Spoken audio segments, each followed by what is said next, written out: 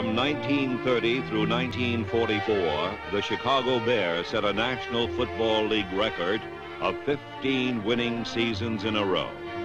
35 years later, on December 9, 1979, the Oakland Raiders defeated the Cleveland Browns and became the only other team in NFL history to battle their way to 15 consecutive winning seasons. The Raiders, pro football's winningest team, had again added to their total dominance of professional football in terms of consistent victory. Fueled by an unyielding commitment to excellence, the Oakland Raiders had made the 60s and 70s their decades of destiny.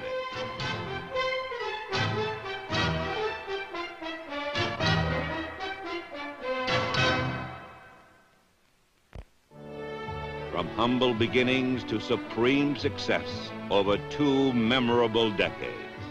Tom Flores, Wayne Hawkins, Cotton Davidson, Billy Cannon, Clem Daniels, Archie Matsos, Dan Birdwell, Claude Gibson, Art Powell, Kent McClellan, Gus Otto, Bob Svias, Harry Shue, Ike Lassiter, Dave Grayson, Fred Biletnikoff, and more. The franchise faltered until 1963, when Al Davis pledged to build the Oakland Raiders into the finest organization in professional sports. In one season, from last to a championship contender, an offense was designed to combine explosive talent like Daryle Lamonica and Warren Wells with the precision of a Fred Biletnikoff. New defensive concepts were created for aggressive warriors Dan Connors, Tom Keating, Ben Davidson, and others. In 1967, Hewitt Dixon and the Raiders completely ran away with the AFL championship. Super Bowl II, the Orange Bowl, the NFL champion Green Bay Packers. Big plays by Lassiter, Birdwell, Keating. Touchdowns, Lamonica to Bill Miller. Though the Packers prevailed, a single day of defeat could not lessen the magnificent 14 wins that had come before for these tough young Raiders. A tradition of greatness was taking hold. Great men and great moments added to the Raiders' unparalleled level of excellence. George Blanda, pro football's only 2,000-point scorer, helped show the nation that incredible come-from-behind victories had indeed become a Raider hallmark. The Raiders thrived on challenge and emotion, as even the most unemotional would concede. The phenomena of last-second Raider triumphs thrilled those who saw and those who had to follow Heidi instead, as Charlie Smith pulled away against the Jets. Mind and muscle, dedication and desire. Daring defense typified by agile George Atkins. The bruising power game shown by Marv Hubbard. The fierce competitiveness of men up front like Ben Davidson and those in the swarming secondary like Jack Taylor. Proud men all in silver and black. Men like running back Pete Manazak, Gorman Award winner, his most inspirational Raider. Men like John Madden, who earned 103 league wins in just 10 seasons, called for Ghost to the post. And Dave Casper responded in the dramatic 6-period playoff victory. No team has played more great games than these Oakland Raiders. In 1974, Ken Stabler and Clarence Davis thrilled fans everywhere in one of football's most incredible finishes. No team stood more respected, imitated, nor feared than these heroes in battle-scarred silver and black.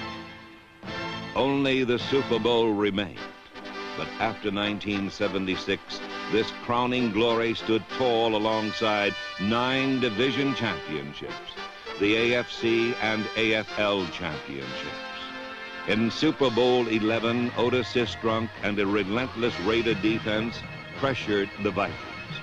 their perennial All-Pro Willie Brown was bound for glory. Raider might was undeniable, an awesome testament to pride and force. This game, this season, this league belonged to the silver and black. For nearly 2 decades, since managing general partner Al Davis joined with general partner Ed McGaw to rescue the faltering franchise, commitment to excellence has been no idle phrase.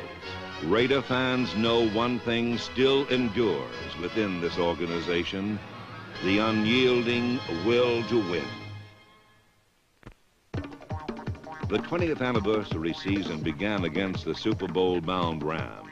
For new head coach Tom Flores, it was the first of 4 consecutive road games. Premier punter Ray Guy in the Oakland kicking game, primed by special teams coach Steve Ortmeyer, cornered the Rams. And the rookie Jim Breach kicked his first Raider field goal, aided by sure-handed Dave Hunt. Defensive tackle Reggie Kinlaw, number 62, a 12th round draft choice who again proved Raider scouting prowess, blocked a punt to set up a touchdown as Ken Stabler followed Gene Upshaw, then hit tight end Derek Ramsey for 6. Pro Bowl performer Dave Pear, 74, teamed with 72 John Matuszak, spearheaded a rush that shut out the Rams the entire second half. The Raiders' heralded comeback tradition continued into 1979 as All-Pro tight end Raymond Chester collected the winning score in a 24-17 Oakland victory. In week 2, the defense was without John Matuszak. The offense, minus tackles Art Shell and Lindsey Mason, and Mickey Marvin went out during the game. Against San Diego, speedster Joe Stewart helped propel the Raiders toward the 1979 NFL lead in kickoff returns. Wide receiver Rich Martini, number 89, one of 11 first-year players on the Oakland roster, recorded his first pro touchdown. Dave Pear and Dave Browning pressured the Chargers with support from the linebackers like Ted Hendricks, Monty Johnson, and Rod Martin. 10 points were not enough. The Raiders were short on points in Seattle, then short on personnel in Kansas City. Out for the year, Morris Bradshaw and Joe Stewart, so young players moved to the forefront. Rookie defensive end Willie Jones, number 90, took rapid aim at team leadership in sacks. Rookie free agent Rufus Bess, number 38, blocked the Chiefs' scoring try and came within inches of breaking loose himself. Quarterback Jim Plunkett, number 16, came in late and hit Raymond Chester deep to set up the Raiders' lone score, but Terry Robisky was down for the season. After 4 road games, the Raiders finally opened at home against the Denver Broncos. Tom Flores and Henry Lawrence obliged their fans prior to meeting another contender from pro football's toughest division, the AFC West. Short on experience, but long on aggressiveness, Raider rookies met the challenge. Reggie Kinlaw alternated with number 90, Willie Jones, to corral the Broncos. Quarterback Ken Stabler utilized a 2 tight end offense designed by innovative coach Tom Flores, going to Dave Casper, number 87. The defense grew stronger as the game drew longer, and Charles Filliard, Willie Jones, Rod Martin, Mike Davis, Monty Johnson, number 58, and others sealed the verdict. Defensive coaches Charles Sumner, Willie Brown, Oliver Spencer, and Merrill Moore had their forces ready. Raider will to win still endures.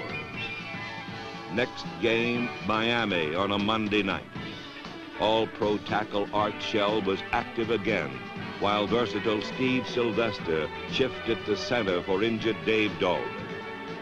In the third period, Art Shell, Gene Upshaw, Steve Sylvester, Dan Medlin, and Henry Lawrence gave Stabler time to find Chester for a score. The determined Raider defense gave up only 3 points while scoring twice that amount themselves. Alert Ted Hendricks, number 83, proved he had lost neither instinct nor talent in 11 pro seasons. When the Dolphins threatened late, Reggie Kinlaw, number 62, smothered Miami's scoring drive. The 13-3 win evened the Raider record at 3-3.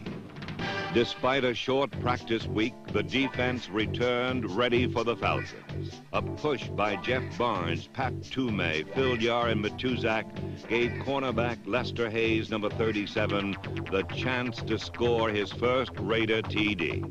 The dominating silver and black thundered for 31 points in the second half alone. Mark Van Eegen used a crushing block by Art Shell to add 6 to the total.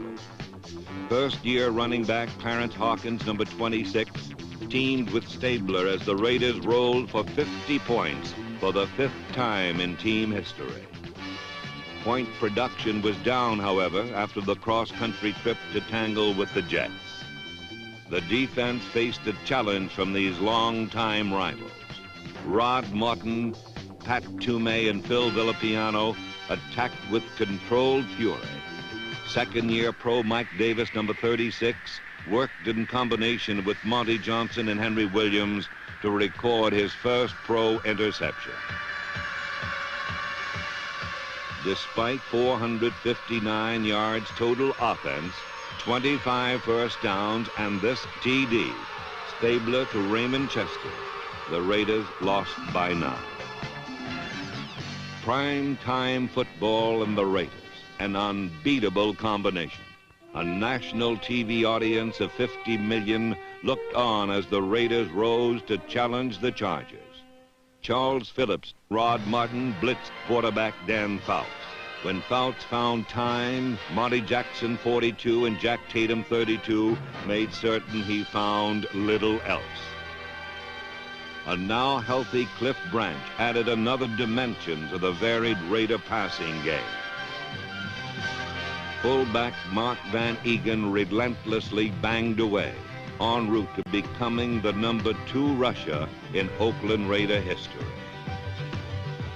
KGO Radio's Bill King described a high point of this magnificent Raider victory provided by a rookie from Wisconsin. Here's the kickoff, end over end straight away, although they were anticipating a possibility of the onside. Matthews from 4 yards back comes out to the 10.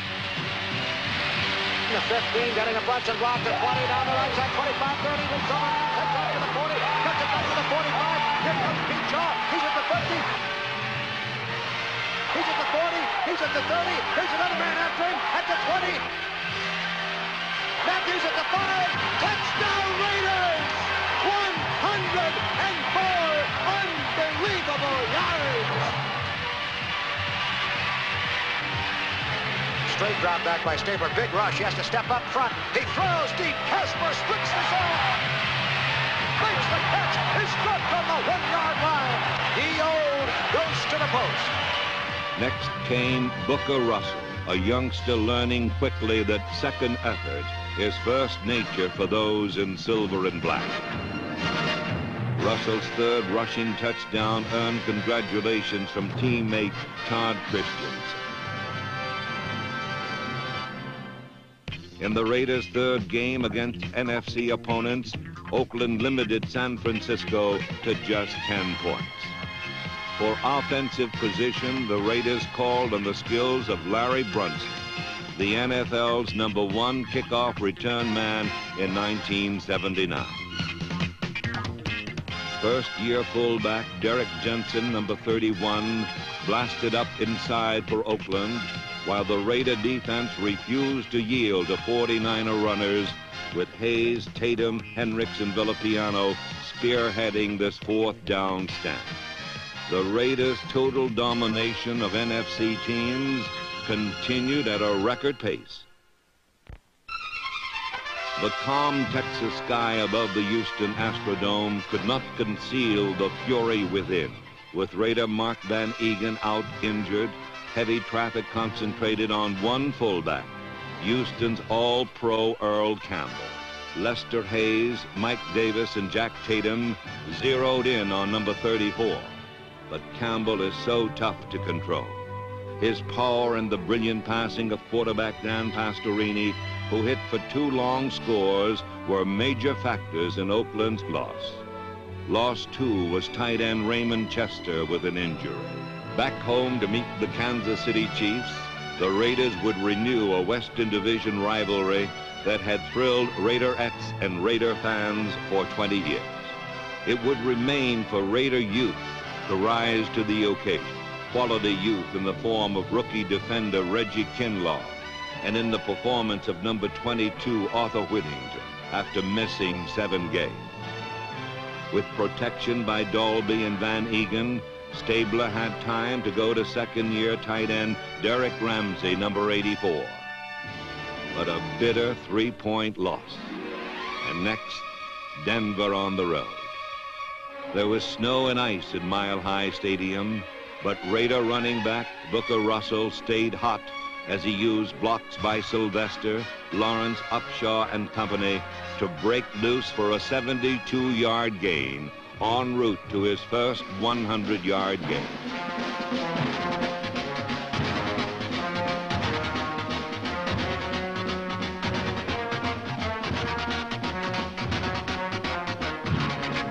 Stabler and tight end Dave Casper combined for 1 score, and the Raiders battled to a 14-10 lead.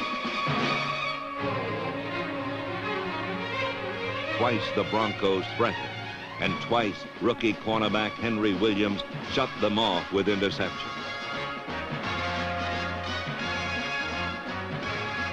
Another Raider win, then off to New Orleans. The first Raider visit to the Louisiana Superdome would provide the huge national television audience another unforgettable showing of Raider comeback courage. The Saints were devilish. For nearly 3 periods, they could do no wrong. After 37 minutes, the Saints ran up an apparently insurmountable lead. What remained was totally incredible, except to Raider fans who know that commitment to excellence, not miracles, keys the silver and black.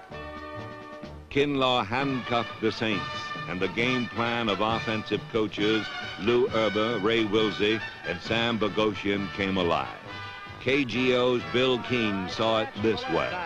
Stabler back under heavy rush, gets to Branch to the 42, gets away, Branch to the left 30, to the 50, to the 40, to the 30, he's going to go all the way, the 20, the 10, the 5, touchdown Raiders!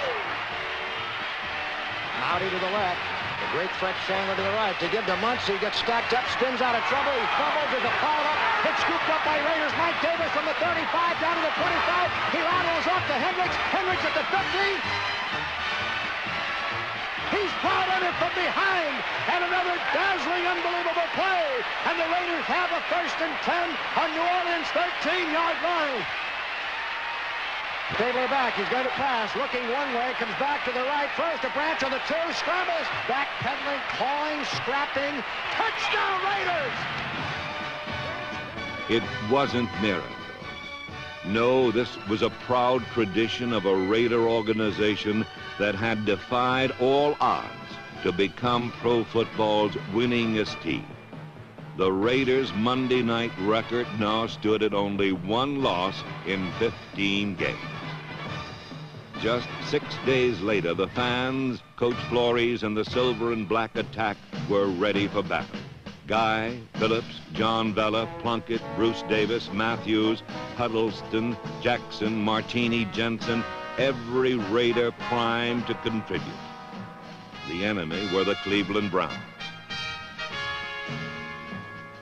Browning, Toomey, Martin, and Jones led the defense to 2 interceptions and 5 sacks.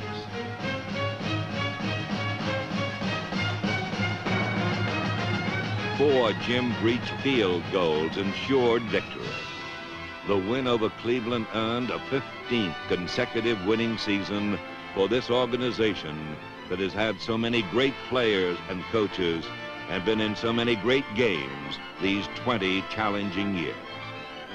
As the 1979 season closed, Pro Bowl-bound Raymond Chester was voted the Gorman Award by his teammates as most inspirational Raider. Against Seattle, the driving battle to the playoffs continued as Lester Hayes picked off a pass and put up 6 for Oakland.